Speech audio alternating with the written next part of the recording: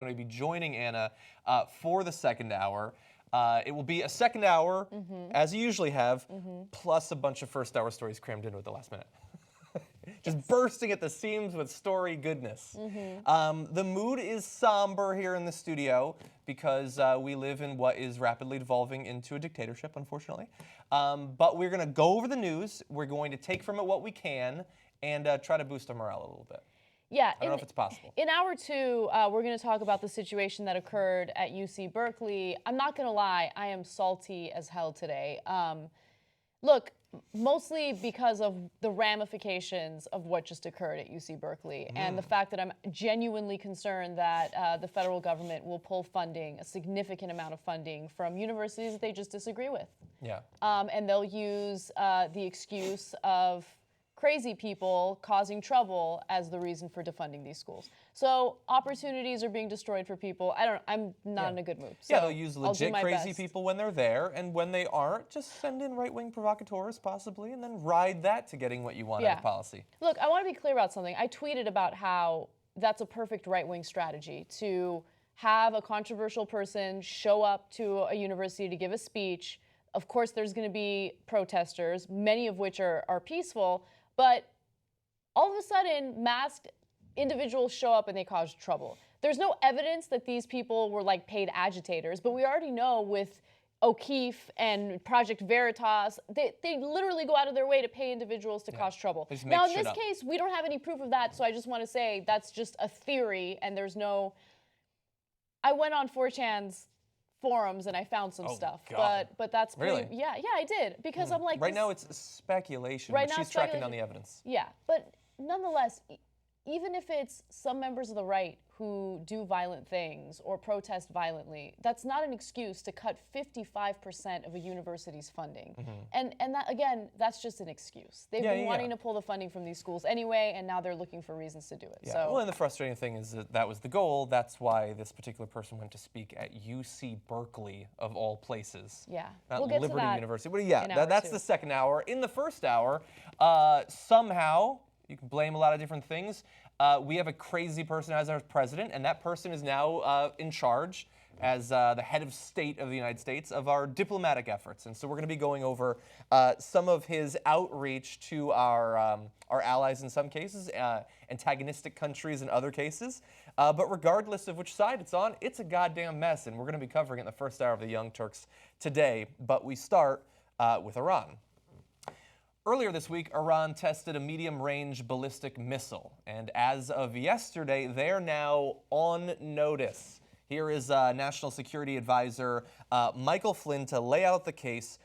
This is the National Security Advisor who didn't run a right-wing media rag. And an attack against a Saudi naval vessel conducted by Iran-supported Houthi militants underscore what should have been clear to the international community all along about Iran's destabilizing behavior across the entire Middle East. The recent ballistic missile launch is also in defiance of UN Security Council Resolution 2231. President Trump has severely criticized the various agreements reached between Iran and the Obama administration, as well as the United Nations, as being weak and ineffective. Instead of being thankful to the United States in these agreements, Iran is now feeling emboldened. As of today, we are officially putting Iran on notice. Thank you. In that original track, you might not have been able to hear the music in the background, but it sounded like that. He's gone? That's not it. The war drums. Because although we wisely chose Barack Obama over John McCain, a man who talked about bomb Iran. Remember, we were worried about going to war with Iran? Well, we might be doing it again. It just took almost a decade. We were able to postpone it for a bit, but we might now do it. We're going to give you more details on whether this ballistic missile test actually violated 2231 or not. But yeah, well, as we were watching the video, that's what she said. We're going to war. Yeah, so when Donald Trump had first nominated Flynn, I said we're going to go to war with Iran, and some people got mad because they're like, that's speculation, you have no idea. But the reason why I made that statement is, yes, it's a guess, but it's an educated guess based on what Flynn's priorities have been, what his statements have been in regard to Iran, and he's been very clear about the fact that he feels that there should be some military involvement in Iran, which, by the way, would be a complete and utter disaster. Now, the intel that they have and the messaging that they're putting out there is false, and you're gonna clear all that up in just a second. But I just want to state, if you think invading Iraq was a bad idea, if you think that preemptive war was a bad idea, this would be much worse, considering the fact that Iran's military capability is much stronger than Iraq's was. Yeah. So it would be a nightmare if we invaded Iran.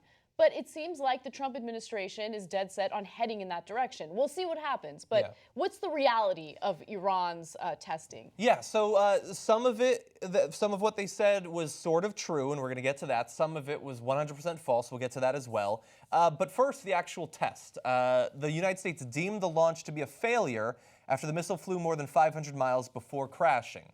Now, whether that's actually a failure or not is not as cut and dried as, oh, it crashed. Missiles frequently crash after successful tests because what you're testing is not your ability to successfully land a missile. Missiles don't typically come in for a nice smooth landing on an aircraft carrier. It did fly for 500 miles, which might have well been what they were looking for. So we say it was a failure. They say it was successful. But we do have Donald Trump. This is yesterday tweeting this. I believe it was yesterday. Iran has been formally put on notice for firing a ballistic missile. Should have been thankful for the terrible deal the U.S. made with them. There he is alluding to the Iranian nuclear materials deal that Barack Obama was able to get in conjunction with former Secretary of State Hillary Clinton, which will probably be shredded very soon. He also said Iran was on its last legs and ready to collapse until the U.S. came along and gave it a lifeline in the form of the Iran deal, $150 billion. Well, technically, we gave back approximately $150 billion that we had frozen for a couple of decades, and in return took the vast majority of their capability to produce nuclear weapons, which, if we had not done, by now they might well have. That section is left out. Also, the citations to Iran being on its last legs. No actual evidence provided, he's just saying it. There was a response by the Iranian government, though, to these provocative moves by Michael Flynn and our new president. This is a former Iranian foreign minister and an advisor to the president of Iran, who said, "This is not the first time that an inexperienced person has threatened Iran. The American government will understand that threatening Iran is useless. Iran does not need permission from any country to defend itself." And goes on to say, the missiles that were tested are not part of the nuclear accords. Iran will never use missiles produced in Iran to attack any other country. Well, yes, but of course they're going to say that sort of thing. Now, is there actually any veracity to what they're saying? So what everybody's referring to is UN Resolution 2231, which was passed shortly after the Iranian nuclear accords, calls upon Iran not to undertake any activity related to ballistic missiles designed to be capable of delivering nuclear weapons, including launches using such ballistic missile technology. So now you have a fight between Iran and the U.S. government as to whether this is actually a violation of that. Now, they have previously, in the past couple of years, tested ballistic missiles technology. The Obama administration said that they are violating sort of the spirit of the agreement, but not the actual word of the agreement, because so far as we've seen, and I've done research, these missiles are not capable of carrying nuclear weapons, although the testing that they're doing might be applied to others.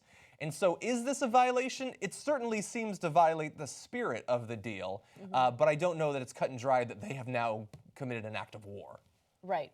Well, it doesn't even matter because Trump's interpretation is that this is a call for war, and they have to be careful. They can't do anything even remotely provocative because that will be used as any excuse for military action against Iran, and that would be a complete and utter disaster. Yeah. So I don't know. I don't know if my advice is something that Iran would ever hear or even consider, but I'm just worried that any type of testing they do, any type of provocative move they make will have negative ramifications for foreign policy. Sorry, I didn't mean to smile there. I just happened to hear an adorable dog barking, and it made me think of him.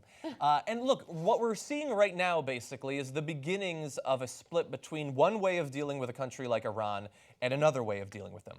Under Barack Obama, you attempted where you could to draw Iran more closely into the sort of when I say League of Nations, I don't mean the formal capitalized League of Nations, but just the League of Nations that we have in Earth's civilization.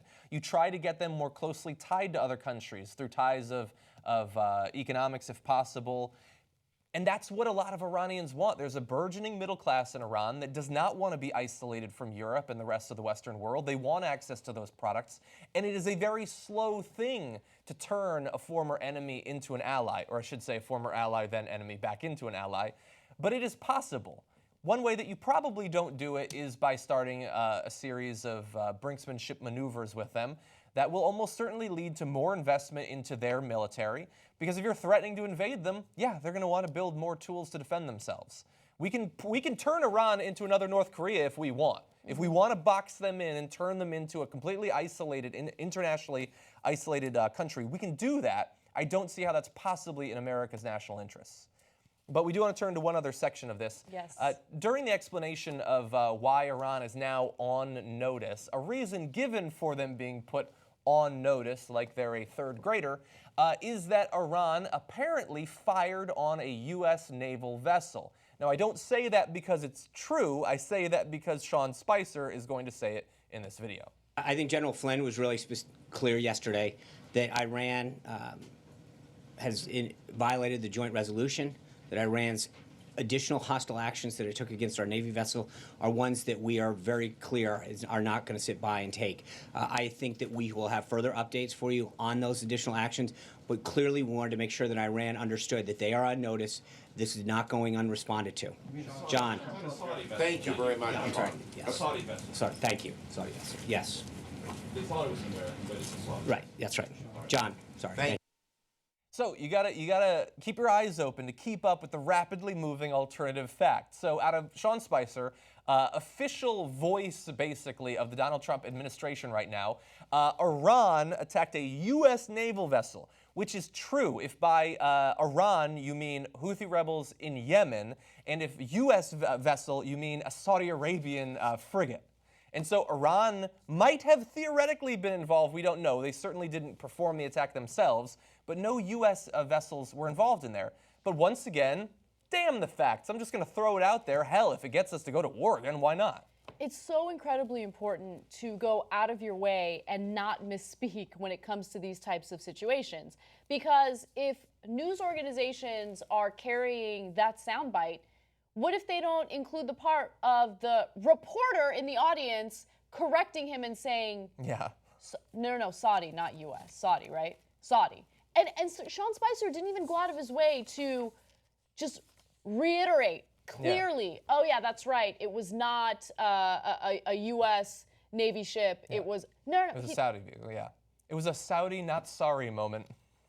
But you know, I don't know, maybe it was a weird Freudian slip because Donald Trump does have cozy ties with Saudi Arabia since he has businesses there, right? Maybe they see them as that close of an ally. But wait, what happened to the right wing being livid about our, cozy relationship with Saudi Arabia? Yeah, it's weird. Right? That's weird that all of a sudden they don't care. All of a sudden it's okay. Yeah. Why? There's extremism in Saudi Arabia as well in terms of radical Islam and radical interpretations of that religious doctrine.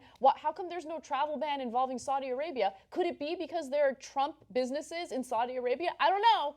It's just a thought.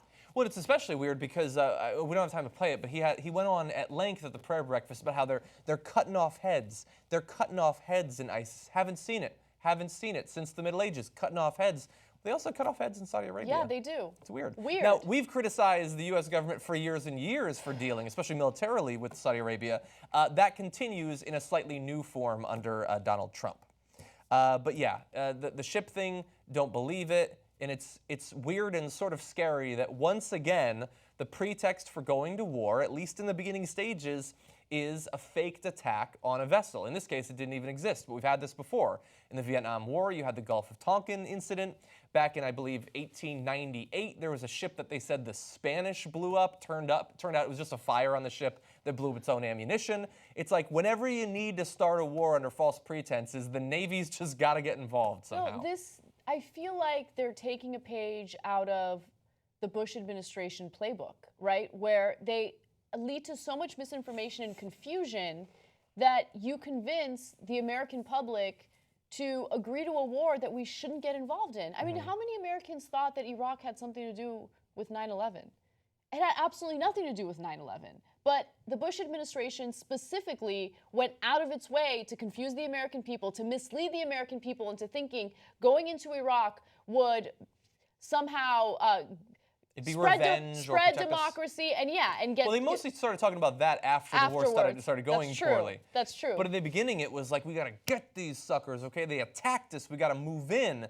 Oh shit, this is going poorly. Democracy, ho!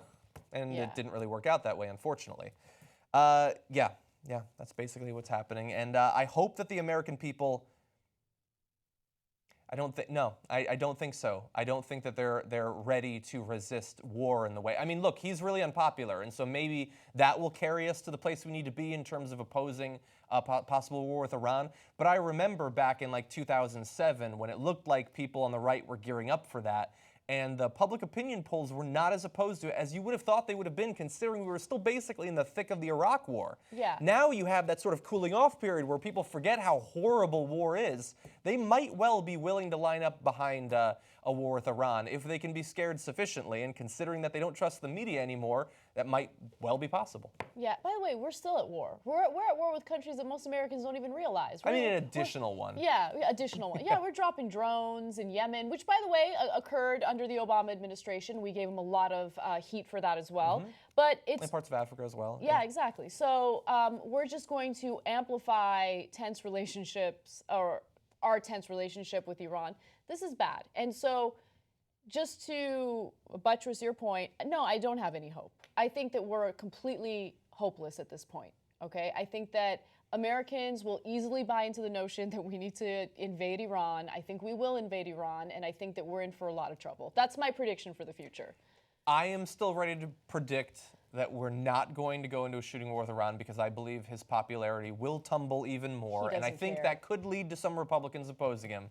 But my predictions never come true, You know, so ironically, get ready. I got the weirdest bit of hope from the most unexpected individuals this morning. I was reading about how the Koch brothers just despise Donald Trump. And they despise him so much that they're now threatening to pull funding from Republicans who do not take action against him. Oh, what do you know? Isn't that insane? Yeah, it's sort of sad where the only way we might be able to stop him is with money and politics. I know. But you know what? I'll take whatever I can get at the moment. Yeah, and by the way, even if they do that, the silver said lining is do.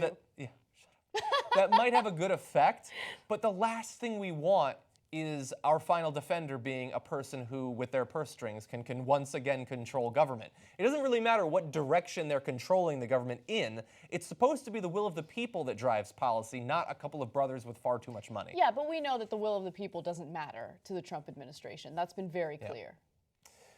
Okay, let's turn to, I was going to say good news, but it's not. Sorry, Anna. This last weekend, President Trump held a round of phone calls with some of our closest allies.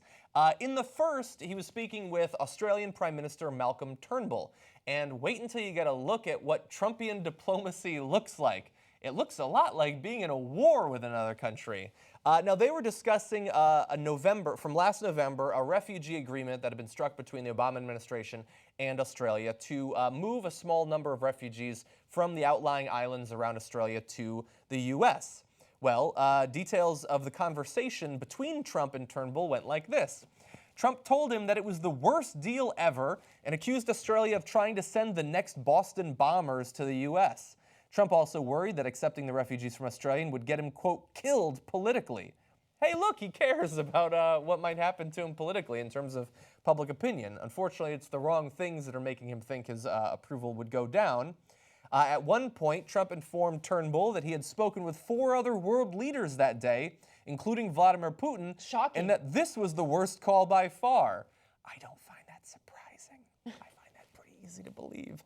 Then, 25 minutes into what was expected to be an hour-long call, Trump abruptly ended it, probably because Morning Joe came on and he needed to watch it. I don't know. But he did hang up on one of our closest allies after 25 minutes while talking about moving around 1,200 refugees over the course of several years into the U.S. Yeah.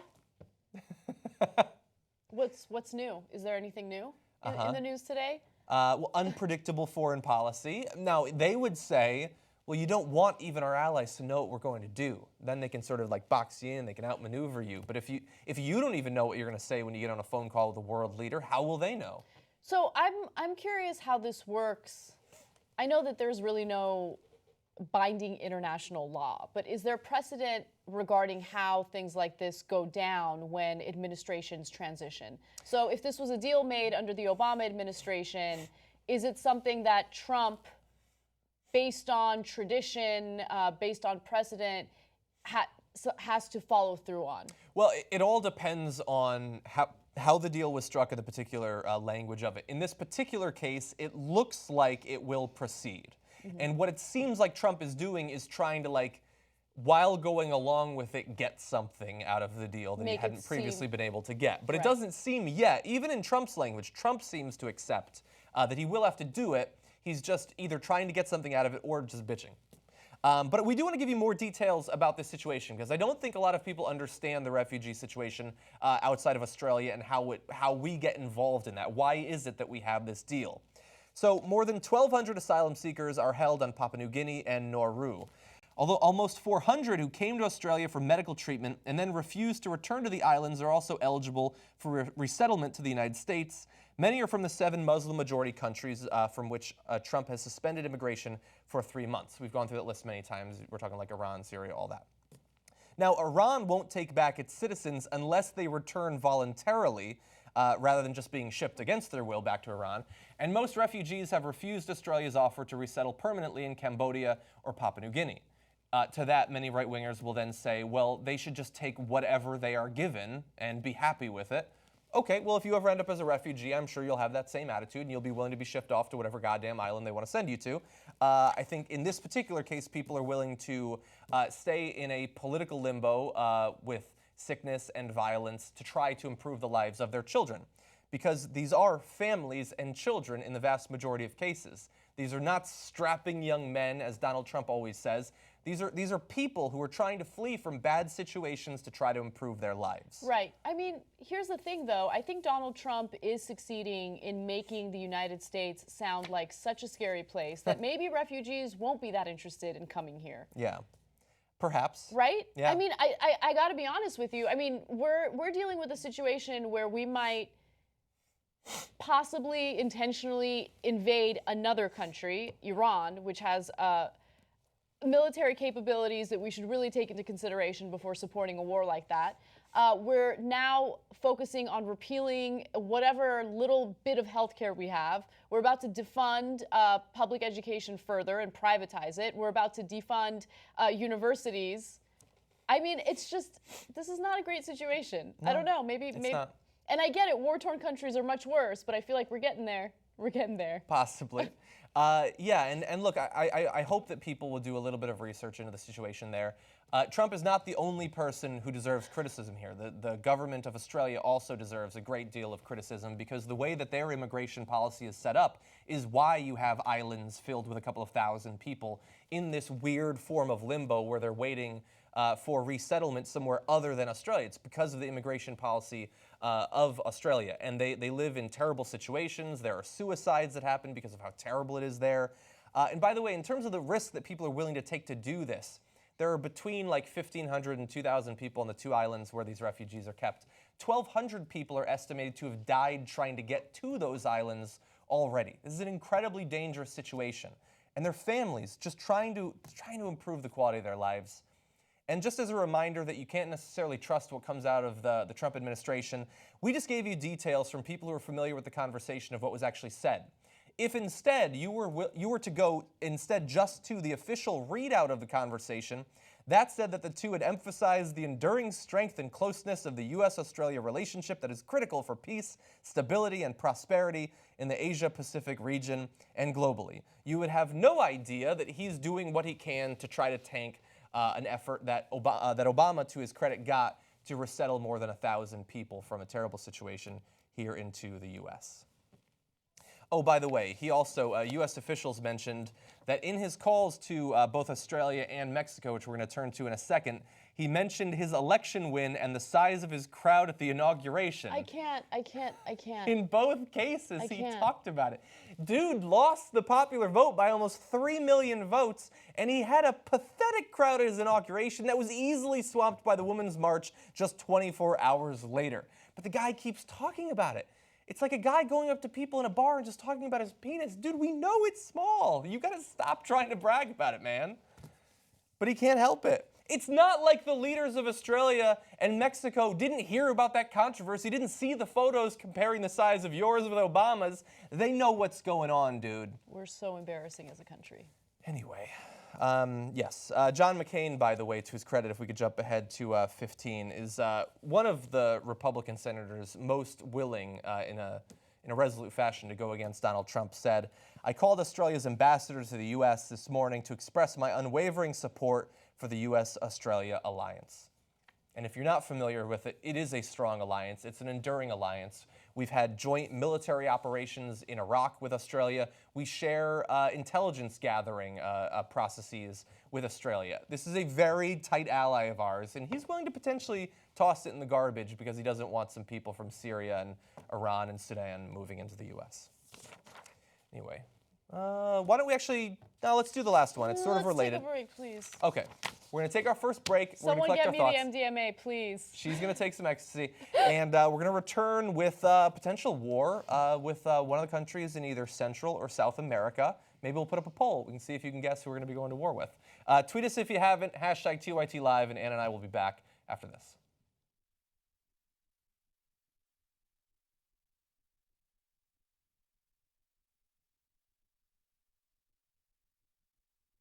Here's how we prove we're too strong. We're up for a Shorty again. Let's crush the competition. We're actually up for 2 awards.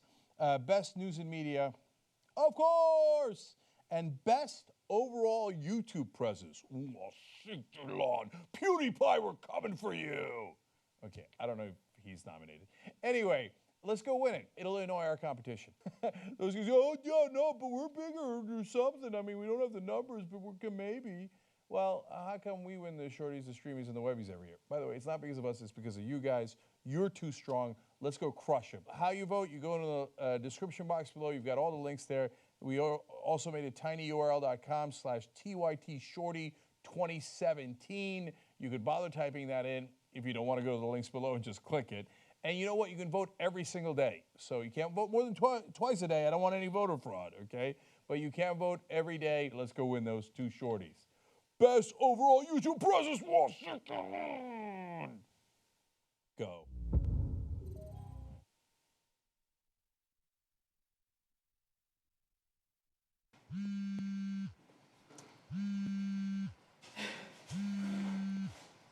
Hey, Jack. I have 5 minutes. Explain the Facebook. Go.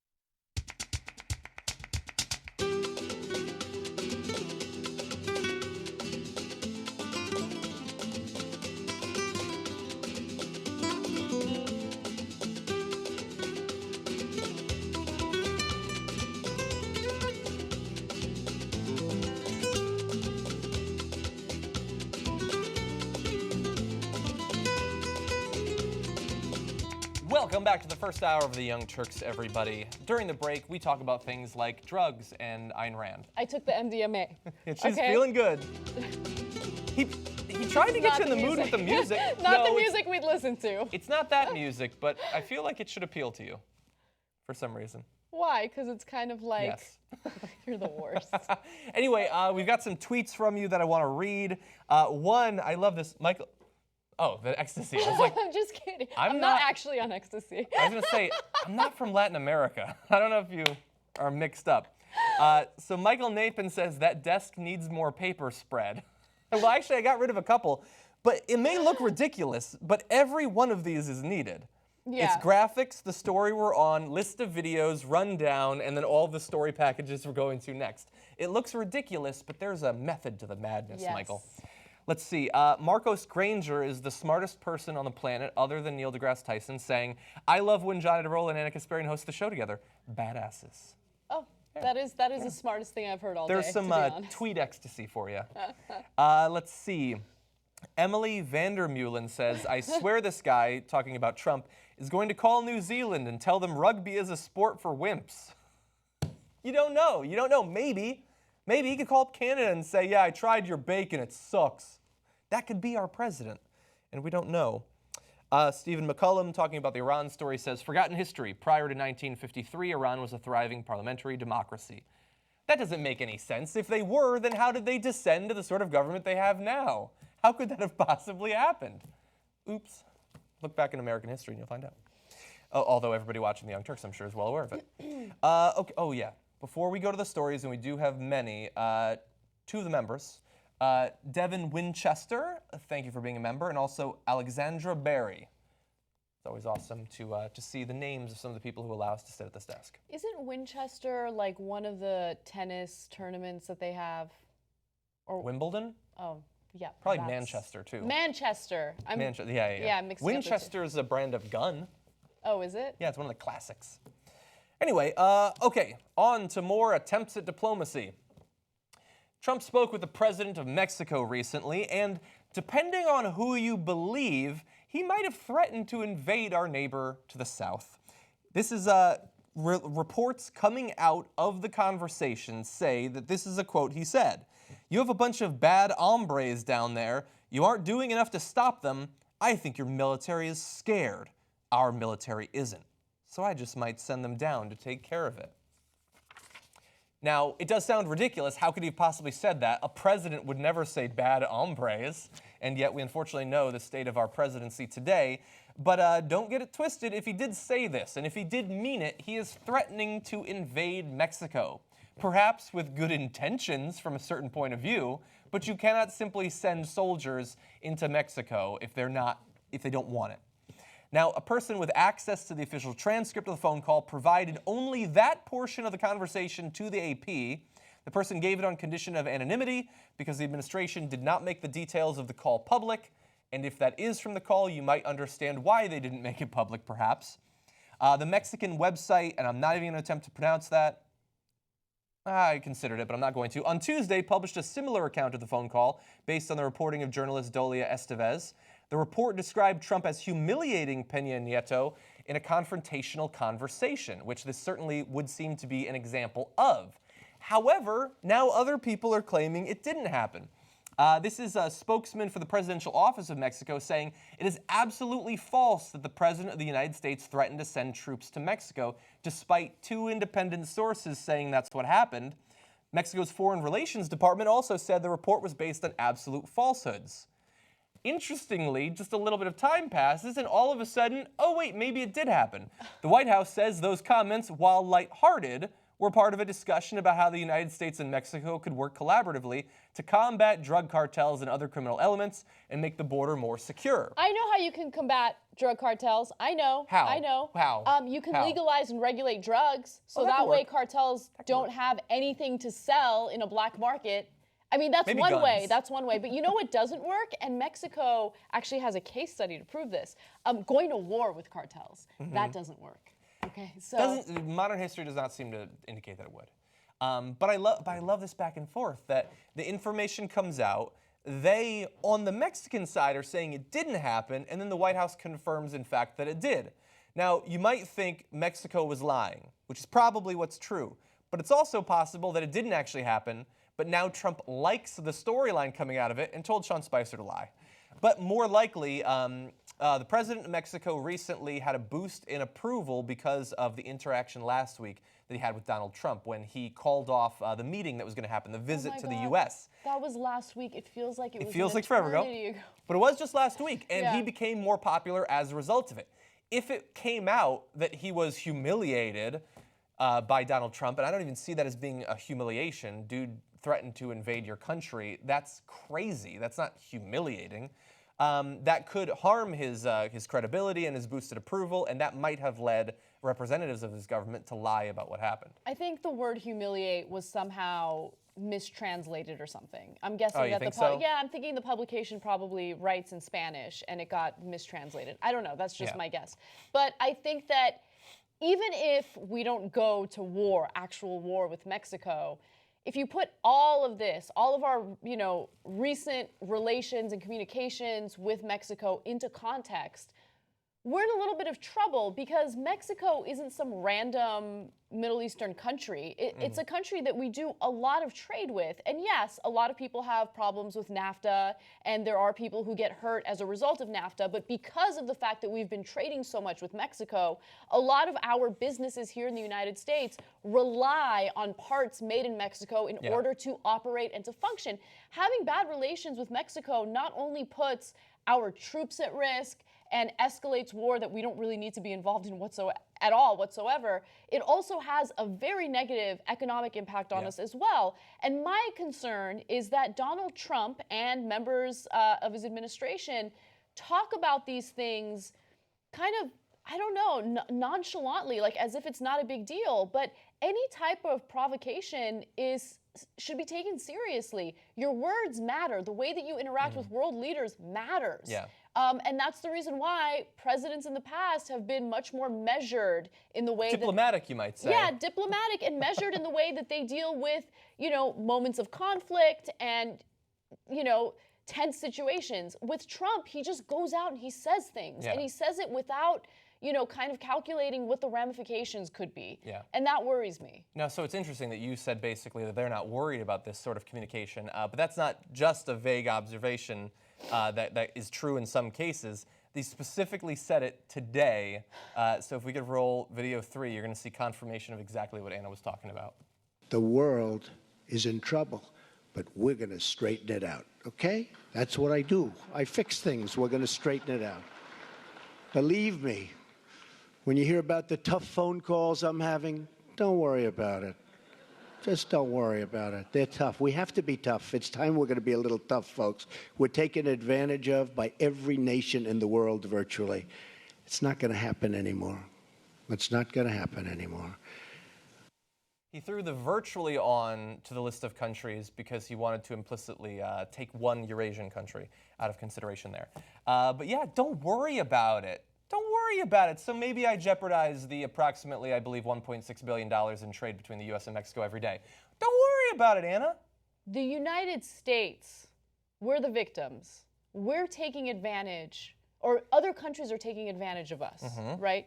As we drop our drone strikes and kill innocent civilians in Middle Eastern countries, as we rape and pillage the natural resources in other countries, as we dictate policy in other countries and use, the carrot of financial aid in order to make them do what we want to do. Why do you think so many South American countries, Central American countries still, do prohibition on certain drugs? And it's because we keep pushing the prohibition, right? We're not giving you the foreign aid unless you criminalize these drugs. And what does it lead to? It leads to things like cartels popping up all over the place. It leads to a black market. But we're the ones who are taking advantage or being taken advantage of. I mean, we go to other countries and take advantage of their cheap labor, where in some cases you have employees jumping out of the top story of a building because they're treated so poorly and their working conditions are so bad. But no, Americans are being taken advantage of from other countries. Yeah, exactly.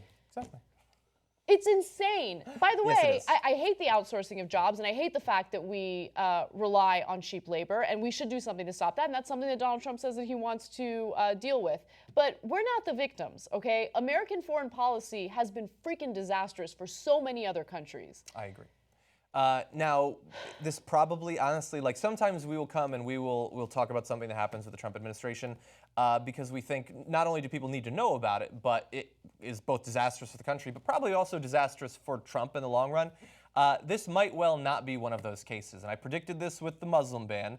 That is a terrible thing that generated huge opposition in the form of protests, but has narrow approval in the American public at large. Invading Mexico or the northern portions of Mexico, I think a lot of his supporters would be perfectly behind that. Oh my I don't think God. that this is one that's really going to hurt him too much, unfortunately, even though it is sheer insanity. But anyway, let's move on to something else that's a little bit crazy and scary if you care about protecting yourself or your family or friends from terrorism. Donald Trump wants to get serious on terrorism. Or at least he wants to get serious on a very specific sort of terrorism that is not the white right-wing kind of terrorism that unfortunately kills far more people in the U.S. than any sort of religious-based Middle Eastern terrorism.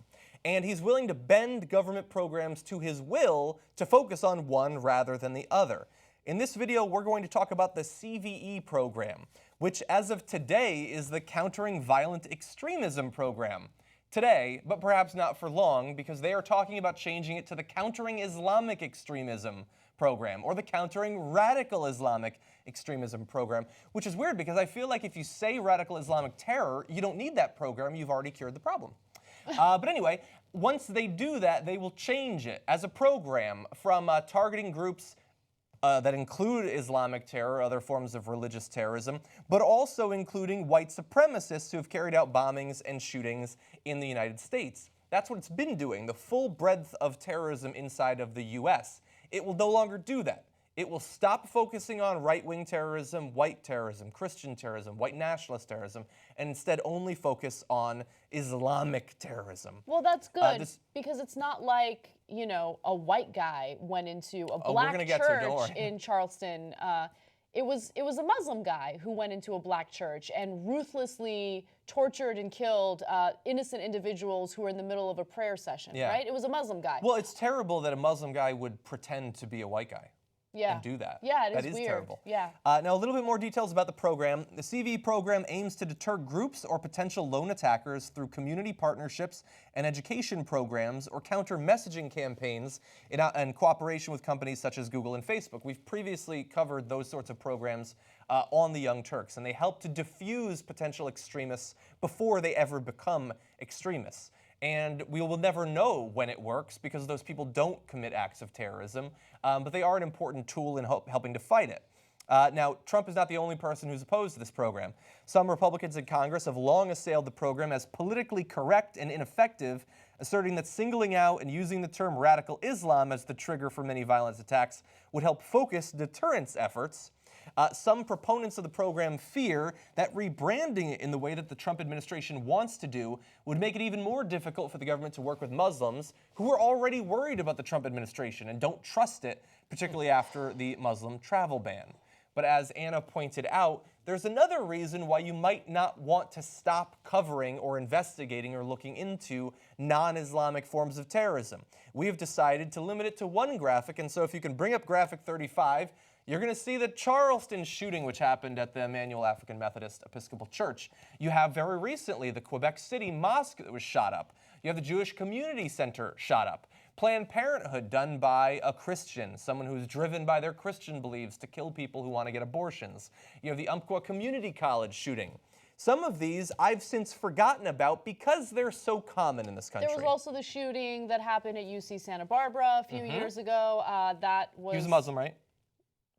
No, actually, he wasn't a Muslim. That's weird, yeah. Weird. No, he was driven by his anti-woman Weird. views, actually. Look, okay, so here's the thing. If you are an individual who's genuinely concerned about terrorism, then you wouldn't just focus on one type of terrorism. You would be concerned about the American people and everyone's safety, and you would focus on all types of terrorism. All types of bad hombres in the country that might carry out acts of violence, right? And so here's the thing, the country, the government in particular, has a long history of completely ignoring right-wing extremism. And recent examples include a DHS report that was released under the Bush administration in 2006. This is before Obama was elected, okay? 2006, Department of Homeland Security finds out, hey, you know what? We kind of have a rise of right-wing extremism here in the country.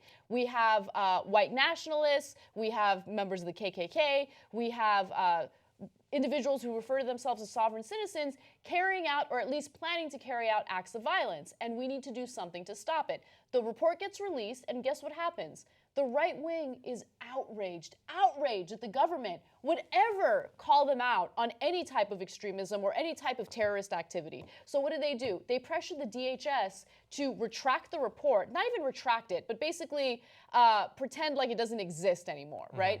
And then the group of individuals within the Department of Homeland Security that was tasked at focusing on right-wing extremism in the country was disbanded, and only one person was left. One person to focus on that very big problem in this country, right? And then The Intercept just published a really great piece about how the FBI has been very quietly investigating this, and they're not releasing reports.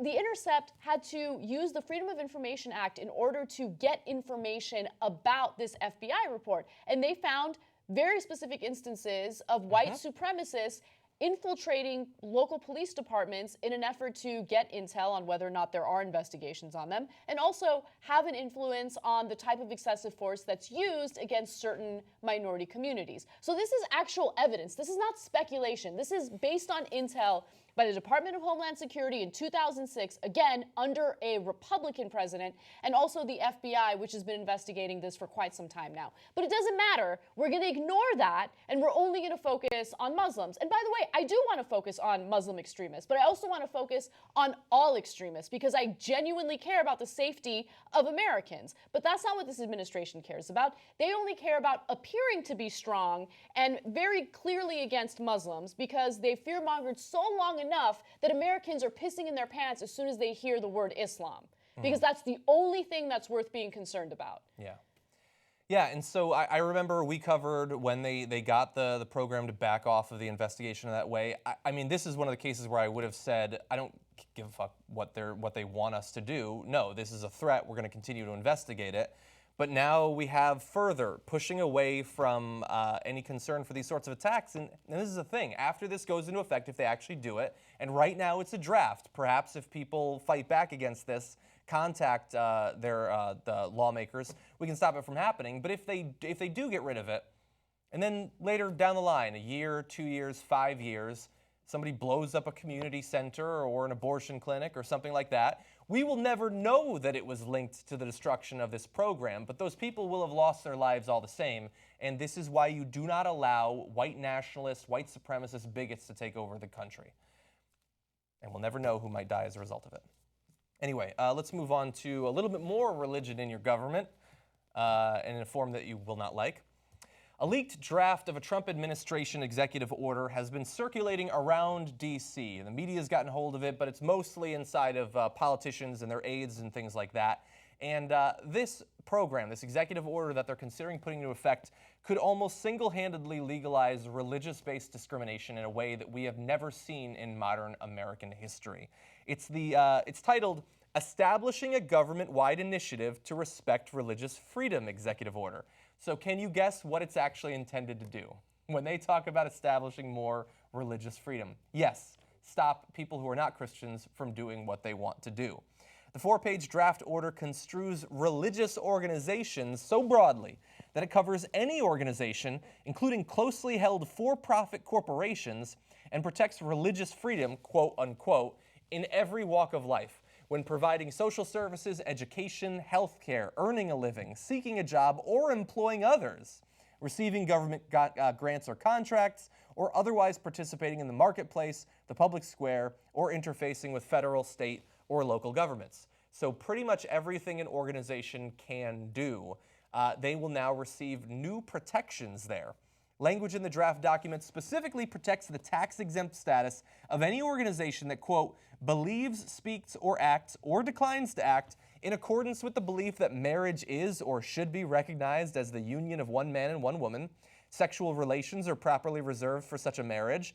Male and female and their equivalents refer to an individual's immutable biological sex as objectively determined by anatomy, physiology, or genetics at or before birth, and that human life begins at conception and merits protection at all stages of life, up until you're born, in which case you're on your own.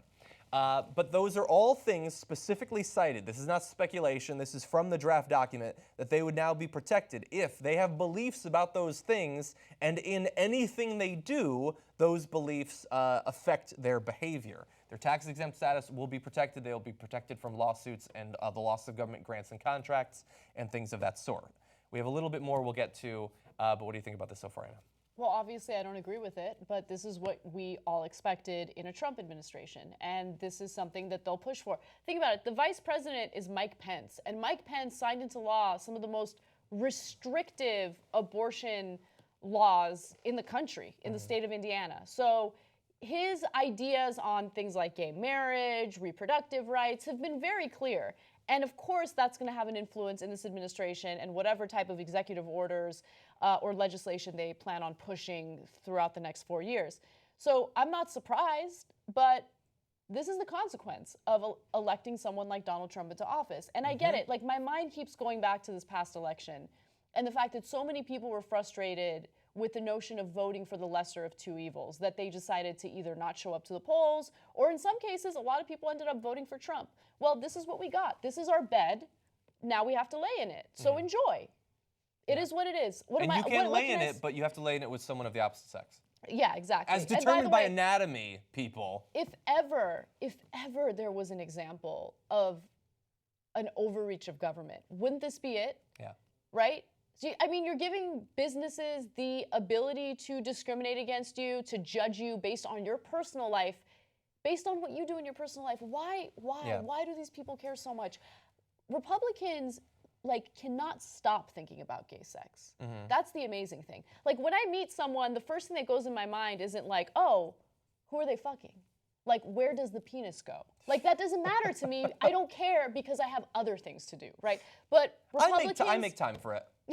I'm a busy guy too, but cannot stop obsessing over gay sex. They Yeah. can't stop obsessing over how they can restrict people's ability to do what they want to do with their own bodies. They claim they're about liberty, but that's not liberty. Liberty is not sitting there and dictating what a person can do with his or her own body. Yeah. But anyway, again, this is the bed. We are now laying in it, so enjoy. Yeah. I don't know what else to tell you. Yeah.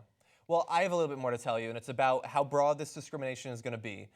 Because they gave examples there about whether you're trans or not, abortion, same-sex marriage, premarital sex, by the way. So you might think, well, I'm straight, and my biological and self-identification of my gender go together, so what does it matter? Yeah, but even if you're having sex outside of marriage, and I have no idea how they'd even know, but if they did know, they can discriminate against you. They can not sell you a cake, or they can fire you from their job. They can not offer you health insurance, all of those things.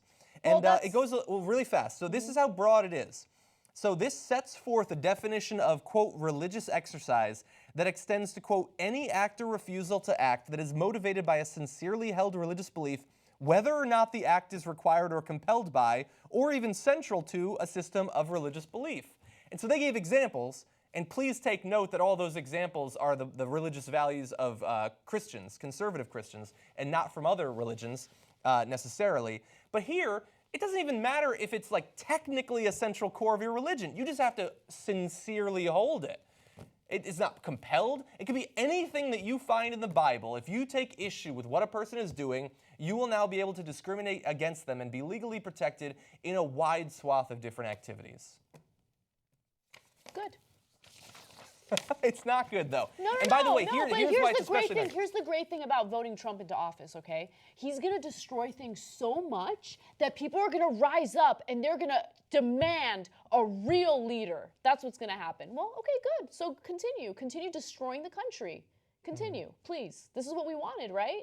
Yeah. This was the right way to go about things because Hillary and emails.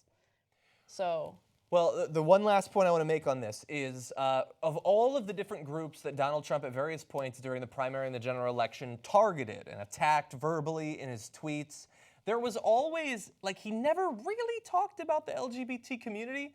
I mean, positively or negatively, but for Trump, that's a good thing. That means he's not going out of his way to demonize you. And so some people felt, perhaps some conservative LGBT individuals felt like, oh, well, he's not going to come after me. Now, as Anna pointed out, when Mike Pence got on the ticket, you should have been a little bit scared. But now look at this. Now look at this. This is perhaps in some ways even more restrictive on the domestic behavior of gay individuals or trans individuals or people who just don't happen to be married and are having sex than they are on Muslims in America. But that's what you get.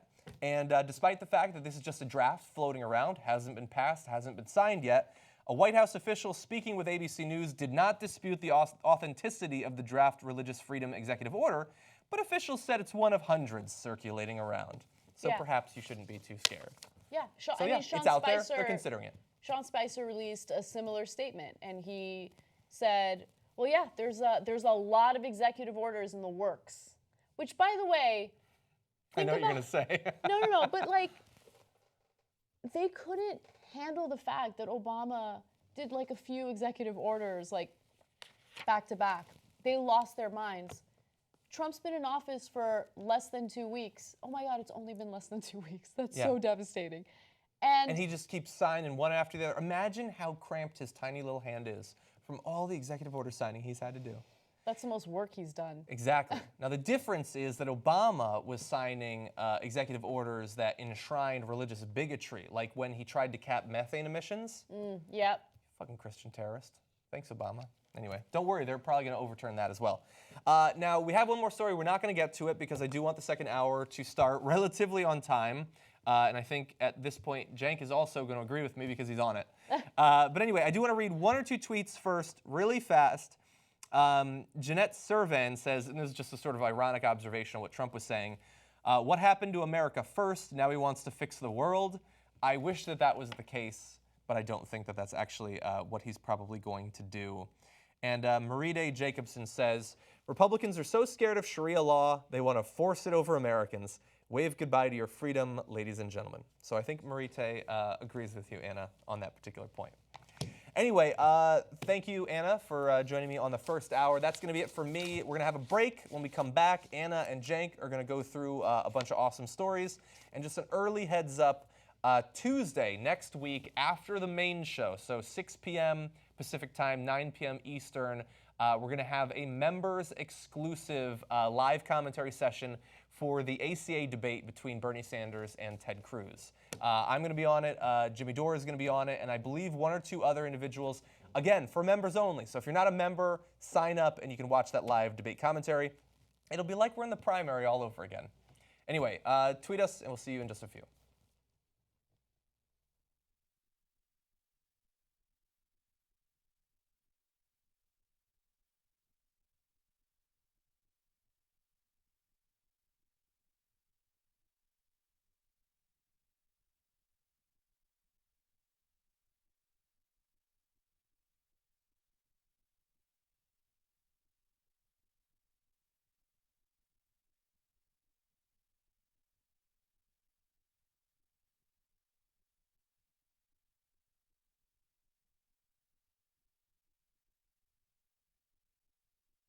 Today is truly a historic day with the Supreme Court decision that makes same-sex marriage legal nationwide. So this is one of those days in American history, it doesn't come along that often, where we have expanded the circle of liberty. Look, all we try to do on this show, okay, is to give you perspectives, right? So you can get a better understanding. We need to change our mentality and understand why these people are trying to leave their own countries and everything that they've known, everything that they've built. Yeah. It's not to come here and harm you.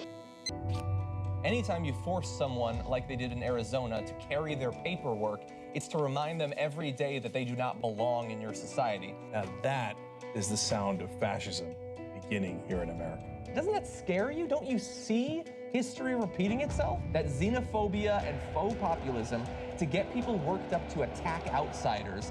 That is violent rhetoric, and your violent rhetoric translates to violent actions. If you don't get that, well, you're either in denial or you know it's true and you just don't want to admit it. What's the message we're sending to the rest of the world? I mean, give us you're poor, you're tired, and we will greatly mistreat them under horrible conditions where some of them will die. That's not what the Statue of Liberty says. If you asked me to come up with something insulting to Latinos, I couldn't have done anything like this. I wouldn't have thought to insult their grandkids. Yeah. 2/3 of the people shot when they're unarmed were blacks and Latinos. That means they were wrong. They're like, who cares? Shoot them, shoot them, shoot them, shoot them. Look, my dad was born in Syria. My dad could have stayed in Syria, and he could have been a victim of all this, right? And the thought of the United States saying no to Syrian victims, I don't know, it makes me incredibly emotional and incredibly angry because I think it goes against what this country's about. The fighters, the warriors, the ones who go the extra mile, in this case literally, to provide for their family and to look for that American dream. And they shouldn't be forced to live in an American nightmare.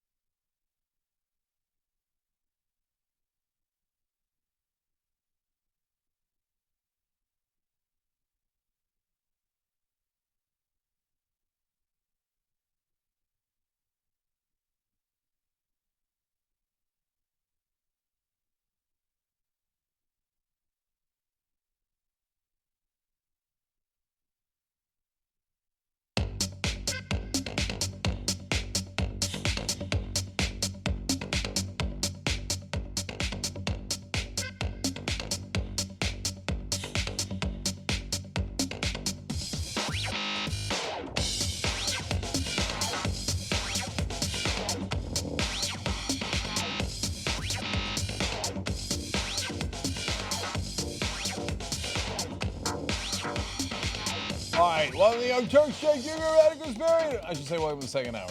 Well, I'm making a habit out of this, Anna. I like this second hour business. Oh, do you? I do. I like it too. Maybe you should sit out the first hour from now on. John and I will take care of it. Think about it. Put a couple of thoughts behind it. All right, let's go to tweets. Hunter says, fuck yeah, Anna. Always keeping it 100 and never sugarcoating the truth. Thank you. Thanks. I feel kind of bad for the audience, to be honest. Like, I feel like I've been too salty today, and I'm trying to keep it under control. To be quite honest with you guys, it has to do with one story that I feel very emotionally attached to, and it's just the idea of public universities getting defunded because of what I think is a clever strategy by conservatives. So. Okay, that's later in this hour, Yeah. so we'll get to that, and we will rage on that, and we'll give you a perspective nobody else is giving you, and I think we're absolutely right about that. So that's coming up in a little bit. That's the Berkeley story. Eric Johnson says, United States of America needs to hit rock bottom before we can finally make real change. It's going to get much worse. I've never believed in the strategy of hitting rock bottom, but it doesn't look like we have a choice. So it is what it is. We might as well make the best of it. I got interviewed today by the Washington Post talking about the establishment Democrats and whether, they're on the right path or not. No, they're not. Oh, they're yeah, on a yeah. terrible, terrible path. The Mathematician says, awesome on your coverage of the ACA debate. I'm there. So let me remind everybody, Bernie Sanders versus Ted Cruz. I'm so pissed that I'm going to miss covering that. I'm going to be in New York. You and John are going to do it. No. What's that? I've pulled out of it. Oh, Sorry. is that right? Yeah. Okay, John and others are going to do it. Yeah. I wish I was here for it. It's Tuesday night, next Tuesday night, February 2nd at 9 o'clock Eastern. And as always, live coverage, play-by-play. We'll make small comments throughout the debate, and we'll fact-check immediately and give you analysis. That's for the members. We'll start a little earlier than that for everybody, from what I understand, and then members get the full coverage. tytnetwork.com/join. Speaking of which, tonight, Aggressive Progressives. And not only are we going to do a post-game, but I'm also going to do a Xiao segment of a couple of extra stories that I really wanted to get to for the members as well. And then we'll put it up a little bit later for non-members, including how it looks like Donald Trump botched his first SEAL raid that he sent them on. So, and a Told You segment that I think you guys are going to love. All of that is tytnetwork.com/join. Real quick, donors to the journalism drive, that's tytnetwork.com/go. William from New Mexico at $100. Thank you, William. Ashley from Iowa at $127 gets the Sword in the Darkness shirt, and so does Leah from Pennsylvania, also $127. So thank you, all of you guys. Really appreciate it. Let's get a couple more of those journalists. A guy that we might hire in the third round has got me pretty excited. So let's get there so that I can share that excitement with you guys. All right, what's up, Anna? All right. Some of Donald Trump's supporters feel a little bit of buyer's remorse now that he's rolling out some of his campaign promises. One individual is actually a Syrian American by the name of Sarmad Asali. Now, she has a Christian background as opposed to a Muslim background and actually lives in a community that has more Syrian Christians. However, when Trump issued his travel ban, which targeted Muslim-majority countries, she was shocked, and she was also very angry because it specifically impacted her and her family. So without further ado, let's hear from her. Let's listen to the first video where she explains her outrage. This was our rights. Our Constitution lists that, so I don't know how it can be taken away from us. The safety of America is the number one, but we should consider what we're doing before we throw it out there at people.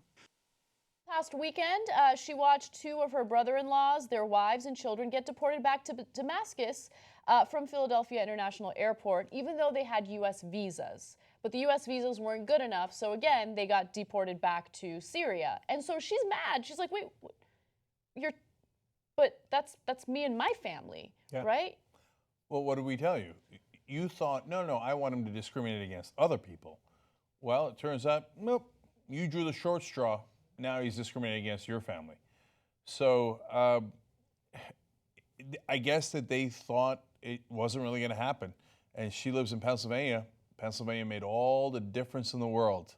Look, we had progressives who were staunchly against voting for Hillary Clinton, and they felt, hey, if we end up electing Donald Trump, I mean, he's a wild card. He's a wild card. He's probably not even going to do half the things he says he's going to do. Well, he did pretty much everything that he claimed that he was going to do in like the first 2 weeks, and he's planning on doing more. So yeah, wild card, except maybe you should take what someone says as a serious statement as opposed to just assuming that you know what he's going to do once he gets elected into office. By the way, today in Florida, we found out there were more invalid votes, but on purpose, either people who left it blank or put in silly names like Tim Tebow or Mickey Mouse rather than Hillary Clinton or Donald Trump. There are more of those votes than the difference between Hillary Clinton and Donald Trump. It's significantly more. There was about 160,000 of those and 113,000 vote difference between Hillary Clinton and Donald Trump. So the people who wrote in Mickey Mouse cost Hillary Clinton Florida. Now, those guys were all disgruntled with both candidates, and don't get me wrong, Hillary Clinton cost herself the election. She should have gotten those people excited and offered them change and gotten them to vote. But for all of you who thought it not going to make too much of a difference, I had somebody yell at me online today saying, oh yeah, so you're a shill, you voted for Hillary. Well, if you didn't, you got the greater of two evils. I hope you're enjoying that, including this woman here. Now, I feel terrible for her because I want her family here. That's why I voted against Trump. No, I don't feel terrible for her. So let's continue on. First of all, she was asked whether she continues to support Trump after what he did. Well, here's her answer. Can I ask you if you are still a supporter of President Trump? I am supporter of the Constitution of the United States. I don't know what he's going to do next or if I support what he's going to do. I can't tell at this point.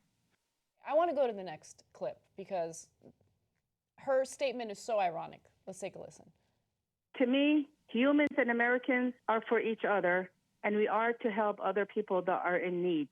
We definitely do not want any terrorists on our land, but we cannot turn our backs on humans. We are humans, and we are Americans, and we've always helped others, and we should not stop helping others. So her statement is true, but the reason why I don't feel bad for her is because she voted for a guy who consistently turned his back on humans throughout his entire campaign. You voted for someone who referred to Mexicans as criminals and rapists, who just defamed an entire group of people, right? You voted for someone who called women pigs, who talked about grabbing their genitals, who treated them like second-class citizens, who allegedly raped one of his wives, but that story just kind of went away, right? You voted for someone who's been clear about his disdain for black people and how Black Lives Matter is like some sort of terrorist organization. I mean, this is a guy who consistently turns his back on people who aren't exactly like him. So I agree with your statement. You voted for the wrong person. So I don't feel bad for you. She's almost the definition of when they came for the trade unionist, I didn't do anything because I wasn't a trade unionist. And when they came for X and they came for Y, I didn't do anything because, well, it turns out then they came for you and oops, there was no one left to defend you. Now, I know that Anna's angry and we get all the right in the world. But the reality of it is that we are here to defend her, okay? We are going to try to fight back against Trump. We're going to try to get that ban reversed. We're going to try to get our family back in the country. Whether she and more importantly, the people, all of the people who voted for Trump learn that lesson is up to them. I mean, I can't. So if her family comes back in, I don't know what she's going to do. She might be like, oh, problem solved. It no longer affects me. Because that's how the conservative mind works, right? And we've talked about it a lot here, where it's like, oh, Rick Santorum says, oh, we should do tort reform. All these people suing doctors. And then his wife had a surgery that went wrong, and he sues for double the amount that he put into the legislation. They say, Rick, you're violating your own law. Why? Or your own proposal. He's like, yeah, but that's my wife. So maybe if her family comes back in, she goes, yeah, but that was my family, and I can't believe they kicked them out. But if they're back in, then I don't care at all about the rest of you, right? And that is the Trump voter mind. Unfortunately, that's what you guys did. But nonetheless, I'm going to fight for her. I'm going to fight for all those guys, and we're going to try to get their back. And I hope that they realize that maybe you should care about other people. Yeah, I just don't know when we're going to be able to hold people accountable for ignorantly voting people into office, right? So that's the reason why I say I don't feel sorry for her. I feel terrible for her family, right? I feel terrible that they have visas and they got deported back to Damascus. But at some point, people who made a bad decision should be open to that criticism. And in this case, you voted for the wrong person. He is not in favor of you. Middle-class Americans, working-class Americans, rural white Americans, he does not care about you. If he cared about you, one of the first things that he would do is maybe stop trying to get visas for foreign workers to work on his construction here in the United States. Maybe he would hire American workers, right? But he doesn't do that because he doesn't genuinely care about you. He knows what your concerns are, he knows what your worries are, and he certainly exploits them to the fullest extent, but he does not care about you. If he cared about you, he would have been using steel made here in the United States for his buildings. Instead, he went and used steel and other products made and manufactured in China. Weird. Why would he do that? I thought he wanted to employ more American workers or more American manufacturers. He talks the talk, but behind the scenes, he has done everything and anything to screw you. And now you have been victimized by that kind of behavior. So please, be a little wiser when you make these types of decisions.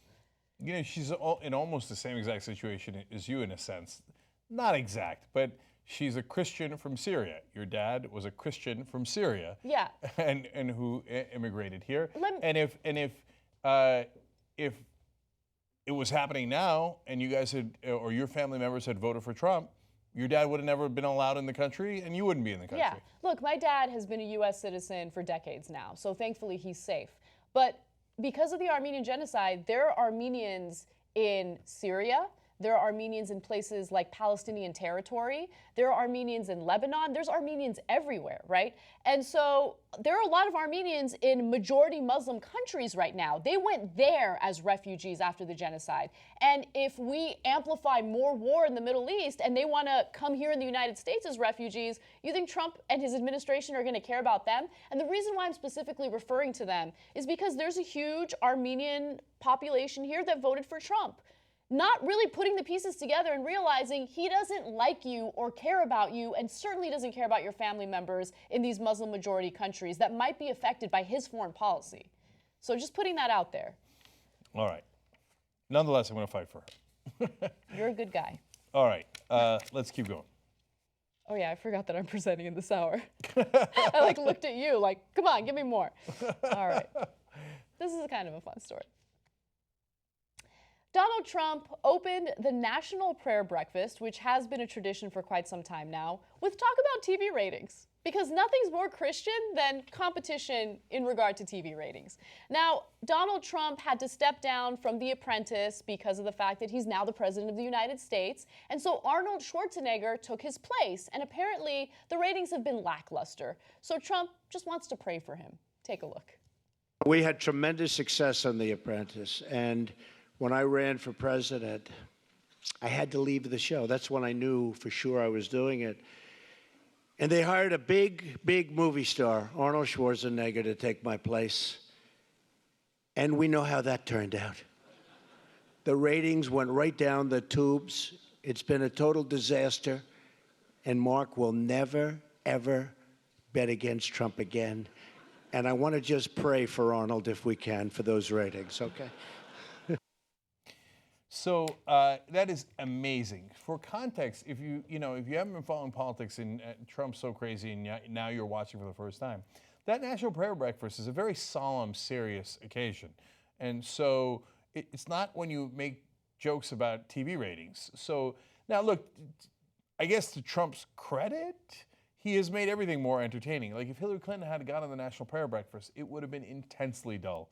She would have had a very serious prayer about, taking care of the needy and yada, yada, right? Mm-hmm. And Trump goes in there like, needy? Who cares about the needy or the poor or anything like that? Let's talk about me and the ratings I used to get. Yeah, Mark Burnett, zinger, got you. Mark Burnett's the producer of Apprentice and is very Christian. Very Christian. Can you be very Christian? He's... cares a lot about it, donates to Christian groups, etc. And so that's why he was there. But Trump can't help himself. He sees Mark Burnett. He's like, oh, this is a good time to rub it in. Oh, yeah. What happened now, Arnold? Is that a thing that a Christian does? Like, whoa. I think Jesus used to do that. Oh, what happened now, Moses? Got you. Old Testament. I'm more popular than you are. That's right. Old Testament. Some parts of it are gone now. Oh, yeah. I mean, that would make religion a little more fun. Well, that's true. Yeah. Now, as it turns out, though, it might have actually been a ploy to get Apprentice's numbers up. Why? Because Donald Trump is still the executive producer of The Apprentice. Isn't that amazing? He still makes money from the show. So he goes to a thing like that's super serious, like the National Prayer Breakfast, and he's actually serving his own self-interest. One, he gets to talk smack against Arnold, which he loves to do anyway, right? And two, it might increase the ratings of a thing that he is going to make money from. So that's not a far-fetched hypothesis, especially when you consider the fact that there are now subtle ads in pretty much every press conference and every communication that we get from the White House. Just today, Sean Spicer gave a press conference and he opened it by talking about Mar-a-Lago, how that's Trump's winter White House resort, right? And remember, they just increased the annual fee to Mar-a-Lago from $100,000 to $200,000. So subtle hints, Trump's going to be there. Trump's going to be there. Trump's going to be there. 200,000, 200,000. Trump's going to be there. 200,000, 200,000. Right? So, I mean, we're going to get these subtle ads here and there, and I guess that's what we get. I mean, that's what we voted for. And sometimes not so subtle. And look, the other thing is Arnold responded right away. You got that, right? Yes. And so the last time Trump took a dig at him, Arnold came back within a matter of minutes. I think he did again today. Either he's like watching the news religiously, like, oh, Trump says something, hurry up, get a camera, let's do something, right? Yeah. Or maybe he knew that Trump was going to say something. Yeah, I don't know. That part I don't know. It happened very quickly, within minutes. So, yeah. Minutes later, Mr. Schwarzenegger responded in a 15-second video posted to his Twitter account. This does seem a little planned. But anyway, here's the video for you. Hey, Donald, I have a great idea. Why don't we switch jobs? You take over TV, because you're such an expert in ratings, and I take over your job. And then people can finally sleep comfortably again. Oh, they definitely planned it. A couple of minutes after he says it, he's got that ready, and he's got a camera person there, and he scripted that out. If it was like impromptu, okay, I hear you. No, they planned that already. Amazing, man. The National Prayer Breakfast, like the most serious thing you can go to, they turned it into a TV gimmick. I know. This is, you know what this is? It's old school like wrestling. This is what Trump used to rise in fame, the beefs. Yeah. He'd have a beef with Rosie O'Donnell, and then he'd smash a coconut over her head. Okay, that was Jimmy Snuka, but you see what I'm saying, and Rowdy Piper. And then now with Arnold Schwarzenegger, the fake beefs, because The Apprentice ratings are in the tank, and he makes money from it. He needs it to go up. Remember, he's supposed to be working for you. He ain't working for you. He's working for himself to make an extra buck. Well, he's going to make an extra buck, and that's just the situation we have to deal with, I guess. But I do want to mention one other part of this prayer breakfast that was, in my opinion, hilarious. So then he randomly mentions and praises the Senate chaplain, Barry Black. And here's what he says about him. I don't know, chaplain, whether or not that's an appointed position. Is that an appointed position? I don't even know if you're a Democrat or you're a Republican, but I'm appointing you for another year. The hell with it. Then he says, it's a prayer breakfast. He said, to hell with it. There are no brakes in that car. There are no brakes. And I think it's not even my appointment. It's the Senate appointment, but we'll talk to them. Your job is very, very secure. What is happening to the country? Well, you know, though, I'll tell you, in there was a serious point, because that's what he does. He threatens people's jobs. Yes! And that is how you accrue power and become, you know, more of an authoritarian takeover. So everybody is getting evaluated, apprentice style. So, hey, chaplain, if you'd said the wrong things, maybe your job's not secure. But you flattered me. You flattered the king. Okay, your job's secure now. Okay? Very, very secure. It's all right. Go ahead now. Man, I don't know how this ends. I don't know how this TV show ends. So after the commercial break, the president will come back and tell us, you know, if the ending is a happy ending or a disaster. Yep. All right, in other news today, Matthew McConaughey has some advice for the American people, those who disagree with Donald Trump's administration and some of the policies that he's been rolling out as of late. In fact, during a recent interview, he had to say this. Take a look. They don't have a choice now. He's our president. And it's very dynamic and as divisive of an inauguration in time that we've ever had. At the same time, it's time for us to embrace, shake hands with this fact, and be constructive with him over the next 4 years. So anyone, even those who most strongly may disagree with his principles or things he's said and done, which is another thing. We'll see what he does compared to what he had said. No matter how much you even disagreed along the way, it's time to think about how constructive can you be, because he's our president for the next 4 years, at least, president of the United States. I don't know about that at least part. I'm curious what your take on this is. Okay, so I agree with some of it. So I have these moments where I'm like, he's our president, you know, and he's our president. No, I said it during the first hour of the show today. We've made our bed, right? And so I am continuously losing more and more hope in this country, okay? And I know that that's a very, you know, dismal outlook on... Not me. I know, not Hope's you. on the rise. Yeah, Here come the Justice Democrats. Anyway, but I'll stop there. But here's one thing that I disagree with, right? I respect his opinion, but Donald Trump is not a conventional president in a conventional administration where you can lead to constructive criticism and change.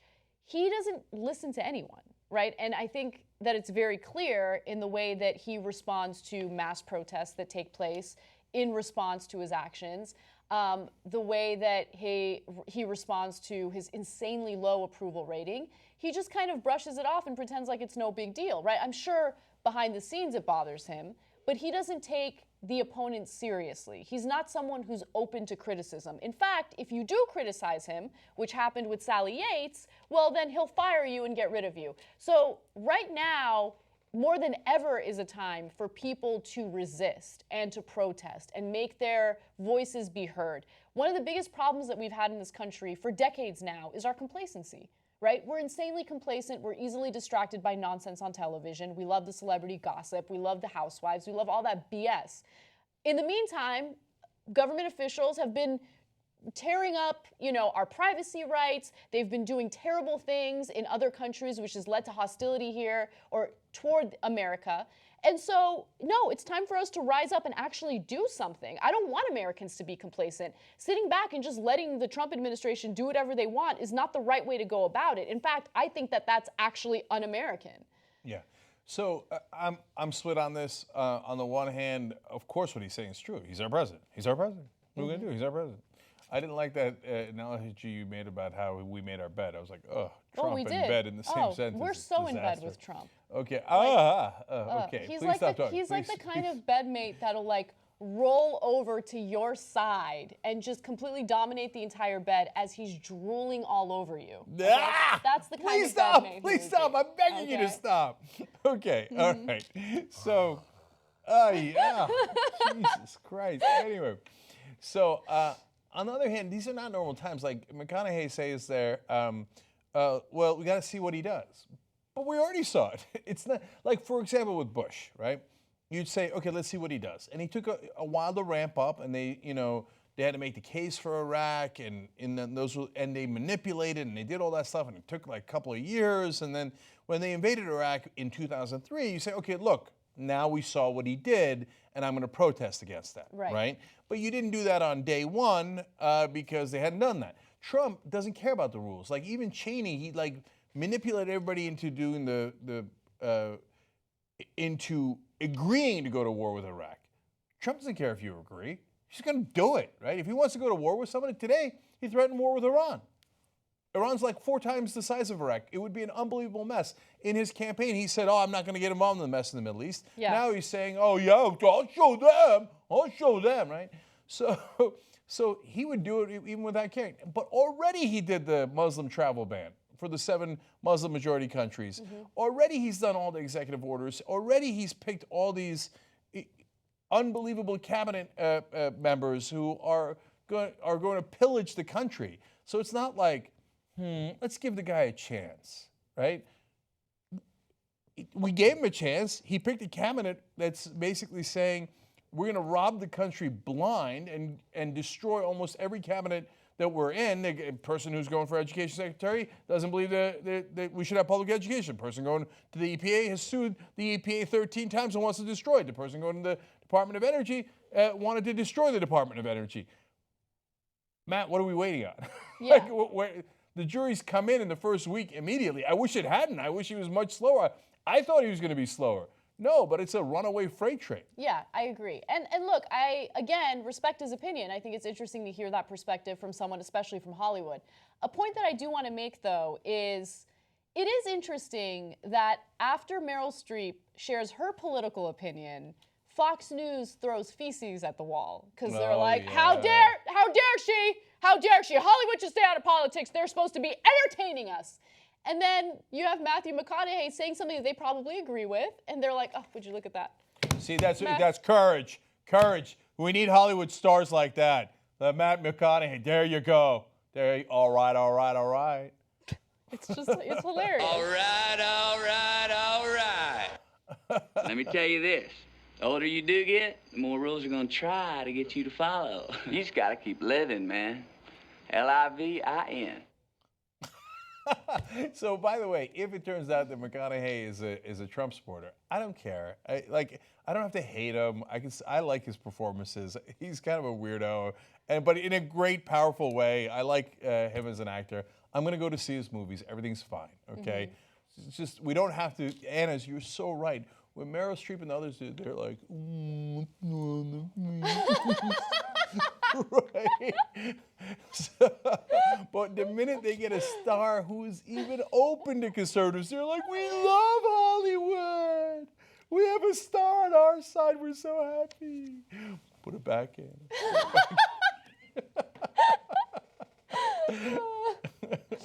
Oh, man. All right.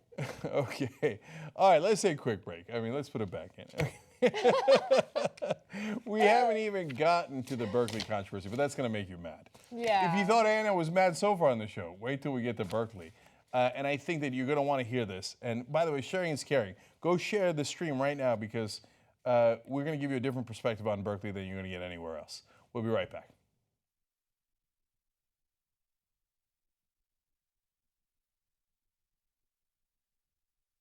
Welcome to our members-only postgame. I promise you're going to love that. Oh, that's right. We have something awesome. You faked an orgasm, and you faked an orgasm, and you faked all one, faked right? an orgasm. No, none of the guys? No. It's easy. Things I do when I'm hot. You want to do it? Do it. If you don't want to do it, don't do it. You don't destroy ISIS. It's just going to pop up as something else. She bet something else. Well, that bitch had it coming. You can only have sex with the same person so many times. I'm going to show you a video I shot while hot. I'm kidding. I'm doing fine. That's in the post game. You better stay the fuck away from my man. I will fucking touch you. Miss Kasparian is a hard ass. I stopped watching these debates. They're so pointless. It's interesting how different the two genders are. If I am in a relationship where I'm trying to be sexy, well, then I'm just going to be naked. I am very into board games and board game culture. Not that I don't want to get married, it's I don't want to marry you. I've faked orgasm. I don't even know if I'm supposed to be sharing this. Oh, embarrassing. I'm going to say something that's insanely inappropriate.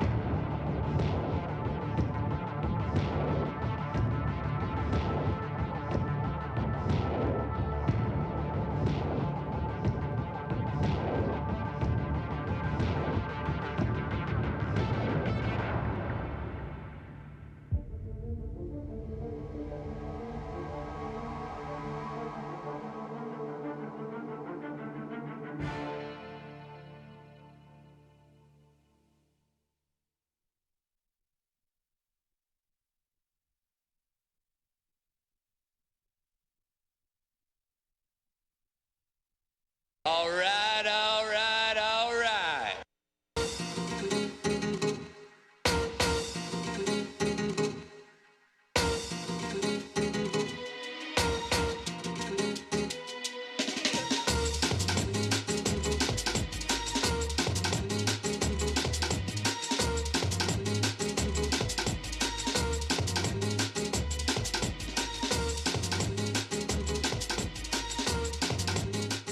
All right, back on the Young Turks.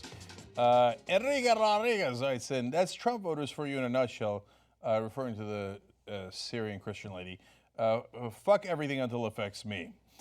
Pudding says, haha, Anna Kasparian, no, I don't feel bad for her. Preach, Anna. This is what happens when you shoot before asking questions. The Old Anglo, which is a name I enjoy, says, Trump heads into the prayer breakfast yelling, so ratings! We got to change this now. So rabies! Hey, whatever happened to Trump TV? Remember, that's where that's from. They were doing it for a while. And then they're like, shit, we won. Oh, my God, what are we going to do? Oh, my God. Just think of a world where we elected Bernie Sanders into office, and then Trump is disgruntled, angry, and decides to focus his attention on Trump TV. And then we have all this fun content to do where we get to make fun of Trump, but then we have an awesome president, and everyone wins. Well, give us 4 or maybe less years, and we'll see how that goes.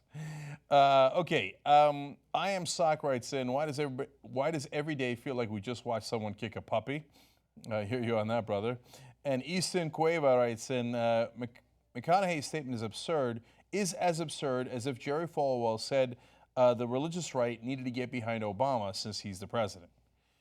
Yeah, look, just because somebody's a president doesn't mean that you then have to agree with them. Right, exactly. Right. Okay, and whether you agree or not, they're still the president. So, also a sad day for us. Devin Winchester is one of our members of the day, and Alexandra Barry is the other person who we're giving a shout out to today. So, Alexandra, to you. Members make the show happen, and you get the whole 2-hour show, no ads. Sometimes we do more than 2 hours like we're going to do today, and then you get the post game, you get Aggressive Progressive, which starts at 9 o'clock. It's live for everybody at 9 o'clock for the first segment, and only members get the whole show. So tytnetwork.com/join. Everybody check that out. All right, what's next, Anna? All right, we have some breaking news that I want to share with you guys. So the Washington Post is reporting that Donald Trump may have a more nuanced position and a shift in his foreign policy in regard to Israel. So according to their headline, in a potential shift, Trump warns Israel that new settlements, quote, may not help achieve Middle East peace. So the statement marks a more nuanced position in what has been Trump's consistently pro-Israel stance. He nominated Daniel Friedman, a strong supporter of West Bank settlements, to be U.S. ambassador to Israel. In December, he pressured the Obama administration to veto a United Nations resolution critical of Israeli settlements. But as this story develops, it is important to keep in mind that he has apparently made some statement that shows a shift in his position. What did I tell you, man? I don't know. What did you tell me? Okay, so I said one of the few bright spots of hope for Donald Trump, one of the few, is that he might actually get a peace deal done in Israel. And people are looking at me like, are you insane? Mm-hmm. And especially given the right-wingers he put in charge, it looked like he was going further towards Netanyahu, but... You know, I'm like a smart person. Okay. You know why? Because our job is to listen meticulously, track the news. And in the midst of all the things that Trump was saying in the primary and then in the general election, he talked about, hey, look, if you want to get peace, you got to bring them to a negotiation table. Mm-hmm. And right now, we're not bringing Israel to the negotiation table. And I was like, Now, in order to bring them to the negotiation table, you'd have to threaten settlements or maybe even their funding, right? And he does know how to do negotiations, right? Mm-hmm. So I was like, there is actually some chance he'll actually get this right. And unlike every other president, he doesn't give a damn. Like all the other presidents would be like, oh my God, but no, I'm told by all my advisors that I cannot ever, ever, ever say anything about Israel. Trump's like, I can say anything I want about anybody, right? Mm-hmm. So yeah, I'm threatening your settlements. What are you going to do about it, right? So I told you the one upside of Trump, and he did it a little bit in the carrier deal. He's doing it with the drug companies, and now in this issue, is that, yeah, he's a bull in a china shop, and you're going to bring a lot of China in there. But he is strong. Mm-hmm. And when you proceed from strength, you get results. Now, most of the results he's getting are horrific, okay? But in this case, just like I said, it might be a rare situation where it might be positive. Yeah, so as you were making your argument, I was thinking of things that I could be critical of. And the one thing that popped into my head was, well, Benjamin Netanyahu doesn't care what anyone has to say. Remember, President Obama was critical of the settlements, and that led to a very tense relationship between the two of them. And Netanyahu continued to do what he wanted to do. But the one big difference is the issue of funding. So... And Netanyahu knows that Obama would have never threatened his funding. Exactly. Never. Exactly. What Netanyahu knew is that he can go to Congress any day and go above Obama's head. And he did. He went to our Congress and he gave him a standing ovation. Now, he tries to go over Trump's head. You think the Republicans are going to give him a standing ovation? Oh, no. What Trump just did was, what did you say, Bibi? Well, right? Let's hold. Hold. It's just the beginning. Developing, just beginning. Okay, yes. I hear you. And the people he appointed are a disaster. So he could turn around, and he always listens to the last guy in the room so somebody else can walk in and change his mind. And it just broke. All I'm saying is, I'm just saying. You know what? I'm kind of good at this. Look, I didn't want to say it. You made me say it, Anna. You know, I'm like a smart person. If he strikes a real peace deal between Israel and the Palestinians, I will give him a standing ovation. Ooh, okay? Look at that. Which, by the way, I would like to give myself credit while I make that statement. because we're all giving ourselves credit today. No, but honestly, I despise Donald Trump. I despise him. But if he manages to do that, again, standing ovation for that one thing. Yeah, I'm totally with you. Of course. Look, we're happy to give him all the credit in the world if he does the right things. You want to kill? I want him to do the right thing. Yeah, of course. Why wouldn't we want that? So, from whoever that reporter's mouth is to God's ears, let's hope that they're right and that he stays on this course. Yes. All right. Nobody played the game better than I did. You know what? Yes, the Donald has scored. We'll see. All right, let's go. All right, I'm actually going to put the Ruth Bader Ginsburg story aside and come back to it later because I want to get to this UC Berkeley story. All right. All right. Protests at UC Berkeley erupted in violence after some masked individuals threw what appeared to be fireworks and started a fire on campus. Now, what were the protests about? Apparently, there was a professional troll scheduled to speak on campus. I have a policy of not naming this individual because he literally says things to be provocative and get attention, and I don't think he's worth our energy. But nonetheless, he purposely goes to very liberal college campuses and says that he's going to give a speech, and usually it leads to protests, which feeds into his argument that liberals are against free speech. Now, keep in mind that this is someone who has said some pretty terrible things about pretty much every group of people imaginable. In fact, he was so terrible on Twitter that Twitter permanently banned this person, okay? He directed a bunch of harassment toward Leslie Jones, and it had gotten so bad that Twitter decided to permanently ban him. Now, the university said fires were set, including one caused by a firebomb that ignited a generator-powered spotlight, and commercial-grade fireworks were thrown at police. NBC Bay Area showed a group of people grab a metal barricade and smash it against a door. Now, we do have video of this. Apparently, the violence was instigated by a group of about 150 masked agitators who came onto campus and interrupted an otherwise nonviolent protest. That is a statement from officials at UC Berkeley. That is not a statement from a witness. That is not a statement from someone in this news organization. That is based on what officials at UC Berkeley know. Okay, so again, masked agitators, that was their statement. Okay, so as we're going to go to all the different facets of the story, let me jump ahead and say we think that the rest of the media is covering the story completely wrong. Every headline is protesters at Berkeley, with riot, and they throw Molotov cocktails, they attack the police, smash glasses. No, there were, according to Berkeley, there were already protesters, and in fact, they'd been there for hours. And by the way, even the peaceful protesters I disagree with, not because I'm against protests, that's perfectly great. Don't protest this no-name person.